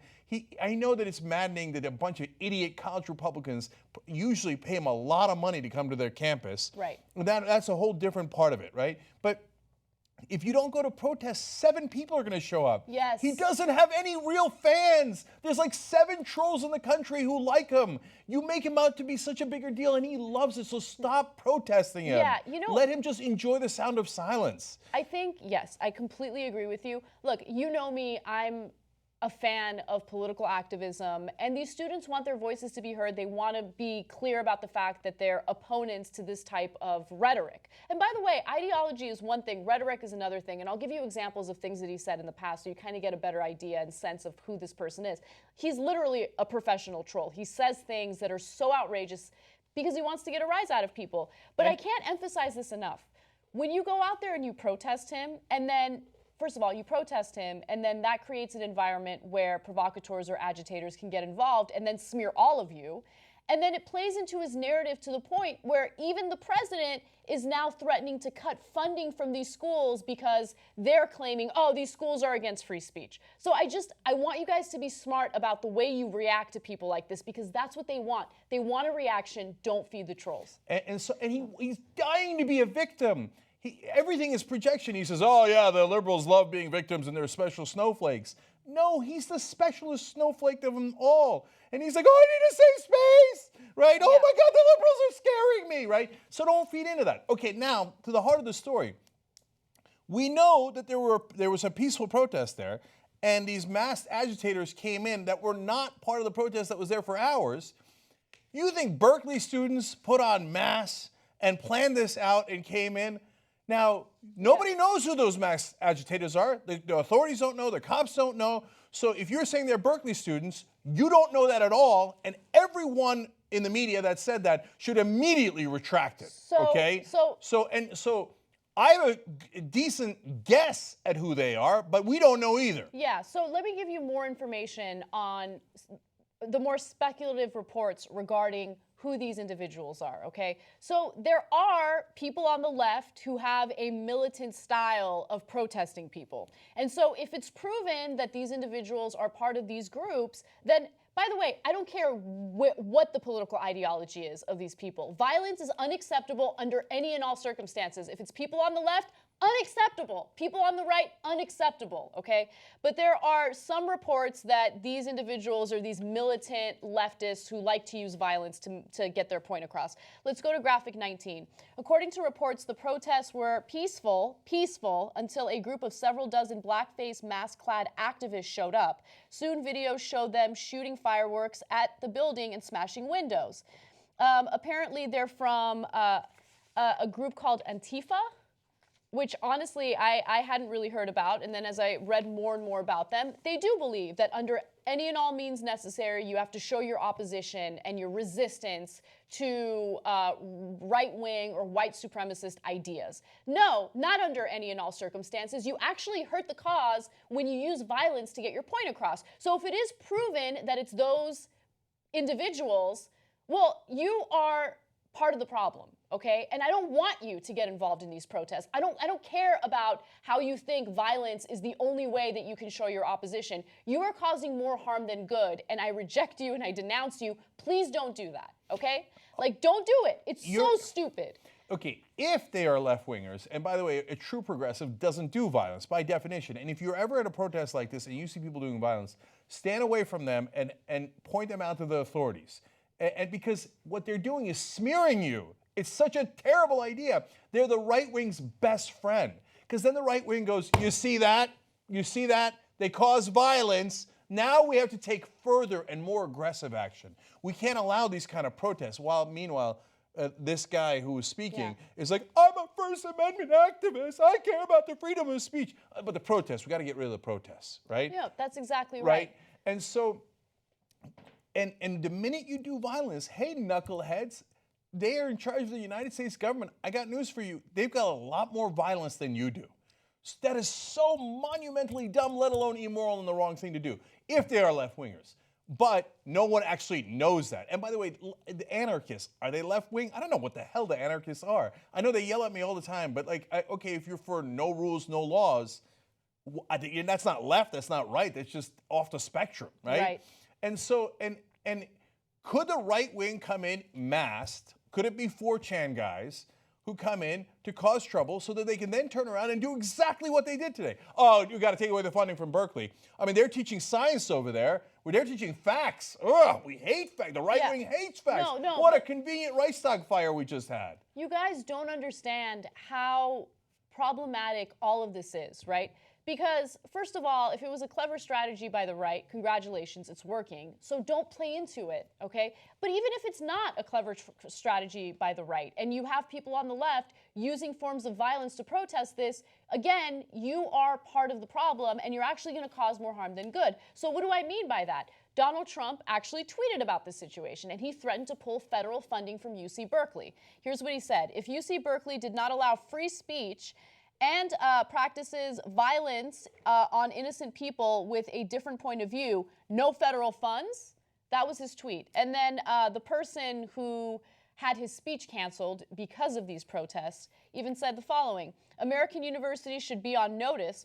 Apparently a lot of people on notice today. The president is watching. The days you could silence conservative and libertarian voices on campus and still expect to collect their tax money are coming to an end. I am a catalyst for this change. I'm confident Trump and his team are watching closely and will act decisively. Okay, so right now Berkeley receives 55% of their funding from the federal government. So if they snatch that funding away from the school, what is that going to do? That is going to put an end to the type of scientific research that's going on to prove things that conservatives don't like. Things like man-made climate change, right? Of course they don't like that. Of course they've been assaulting and dismantling education as much as they possibly can. And if you use violence to protest them, then you're actually going to feed into their cause. Don't fucking do it. It's stupid, okay? And by the way, let this guy come on campus and give whatever speech he wants. Don't show up.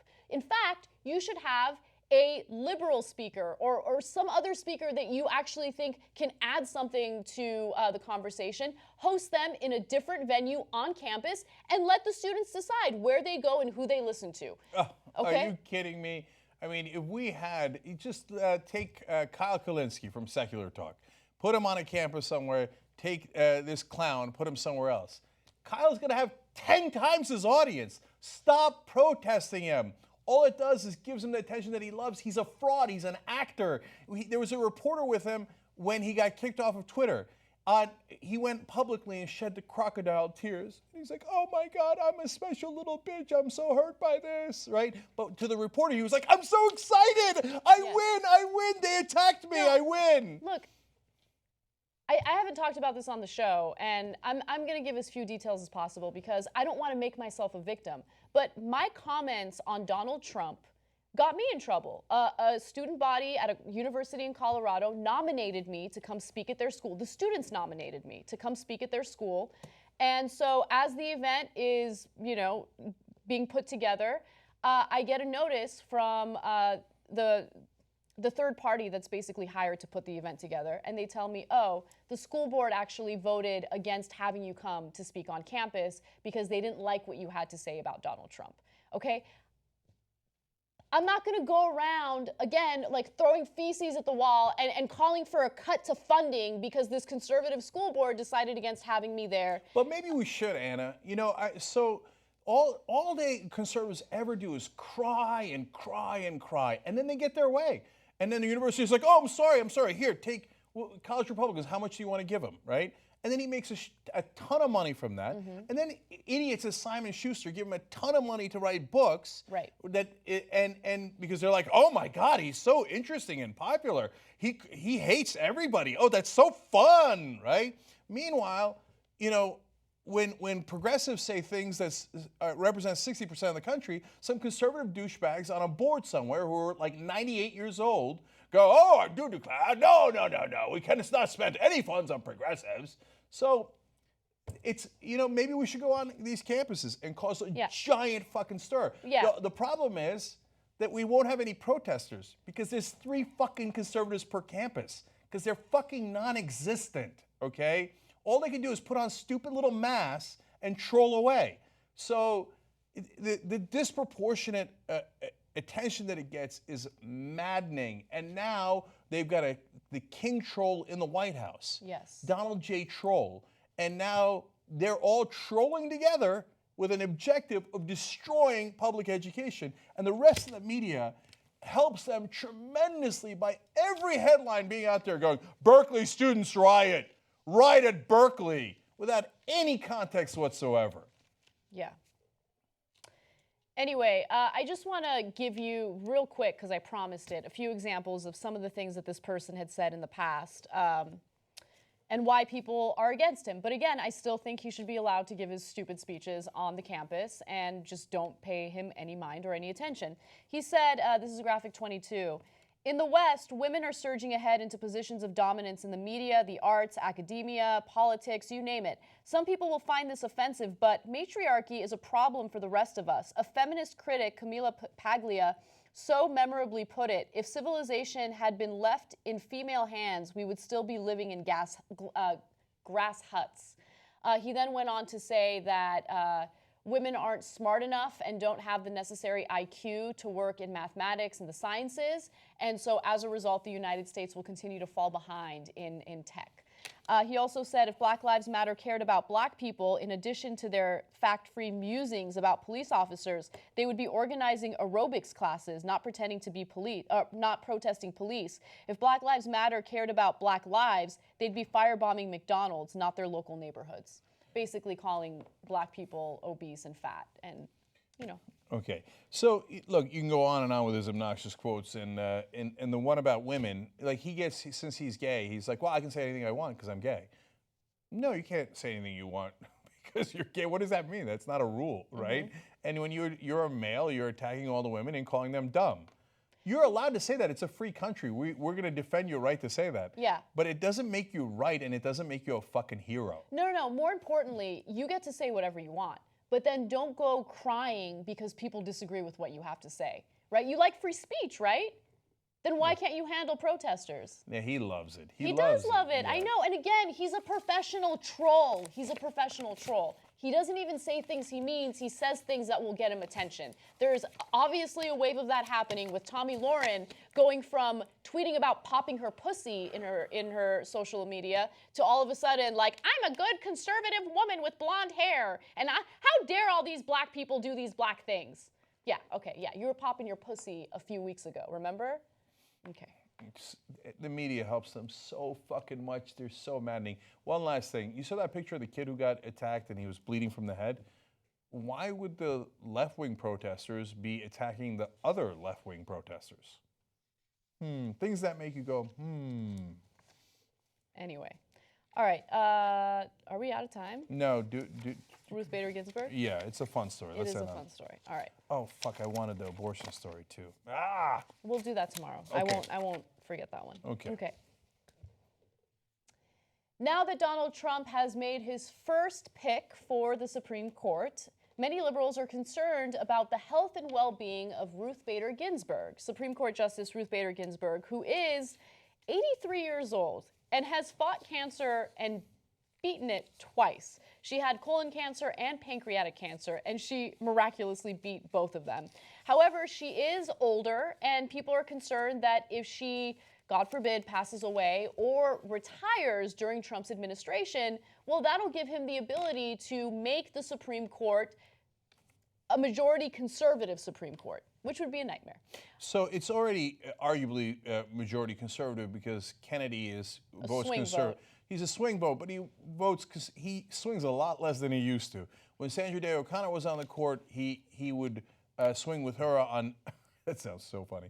Okay, on many occasions, not that way. But these days, now that that influence is not there anymore, she was another moderate Republican that was on the court. He's going conservative 80, 90% of the time. Mm-hmm. So now if they added another conservative replacing Ruth Bader Ginsburg, it'd basically be 6-3. And then good luck overcoming that for decades and decades. Yeah, that would be not so great. Now, so people are concerned, and the Washington Post spoke to some community organizers and other liberals who had some strong statements to say about the situation. So let me give you a few of them. One person says, I'm very interested in this. I'm interested in what her daily regimen is. Like, what are you feeding RBG? Is she getting enough fresh air? Is she walking? Is she staying low stress? What is she reading? Is she reading low stress things? Okay, just please calm down for a second, okay? Can she eat more kale? One other person says, she's an ecologist from Ohio. Eat more kale, that's all I can say. We love you, eat more kale. Is that the magic answer? If I just eat more kale, I'll be all right? Kale seems to be the answer to everything. One other person says, I could organize the gays and we would just make a protective circle around her at all times. We could help her get up and down the stairs. We got this. No, that's the best one. He's like, he kept saying it over and over. I'm going to organize the gays. I'm going to organize the gays. Yeah. And they're calling it a rainbow phalanx. They're going to just surround her with gay folks to protect her. Why they have to be gay, I don't know.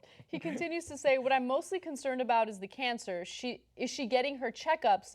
Do her doctors realize how important it is for her to get her checkups? Do they? The woman is 98 pounds. I'm pretty sure her doctors realize that those checkups are important. Just putting that out there. It turns out, I didn't know this. First of all, surviving pancreatic cancer ain't no joke. Right. Okay.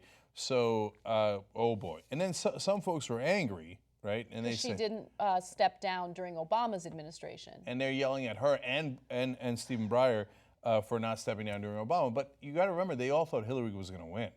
So that's part of the hubris that the Democratic Party and some liberals had. But no, you can't yell at her for that. If I was on the Supreme Court, they'd have to drag me out of it, right? So, but it turns out the most important guy in the country is this one personal trainer who is the trainer for Ruth Bader Ginsburg, Stephen Breyer, and Kagan. So that's 3 liberal justices on the Supreme Court. Yeah, yeah. My God, the country's in your hands. Make sure they're okay. Now I'm with these people. I feel like let's bring in the kale. Let's organize the gays.